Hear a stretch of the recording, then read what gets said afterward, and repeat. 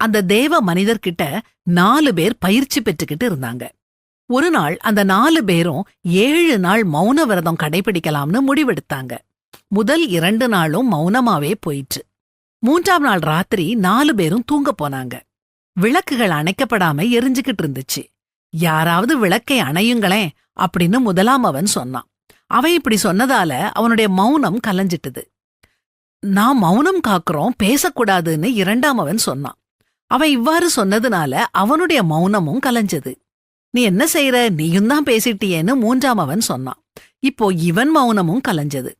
நான் ஒருத்தன் தான் இன்னும் பேசலன்னு சொன்னான் 4ஆம் அவன். இதன் காரணமா அவனுடைய மௌனமும் கலைஞ்சது. ஆக 4 பேராலையும் மௌன விரதத்தை கடைபிடிக்க முடியல. இதுல இருக்கும் நகைச்சுவைய மீறி இருக்கும் நீதிய நாம பார்க்கணும். விளக்கு எரியறத பார்த்த முதலாம் அவன் தானே எழும்பி விளக்கு அணைச்சிருந்தா அவன் மட்டும் இல்ல, மற்ற 3வரும் கூட பேசியிருக்க வேண்டிய அவசியமே இருந்திருக்காது. 4ஆவது ஆள் வரை யாருமே விளக்கை சென்று அணைக்கல. சில நிமிடங்கள்ல செஞ்சு முடிக்க வேண்டிய வேலைய செய்யாம இருந்ததுக்கு 15 நிமிடங்கள் விளக்கம் தர்றது மனித இயல்பு. ஒரு வேலைய செஞ்சு முடிக்க காரணமே சொல்ல வேண்டாம். ஆனா செய்யாமல் இருக்க தேவையான காரணங்களை சிரமப்பட்டு தேடிக்கிட்டு இருப்போம்.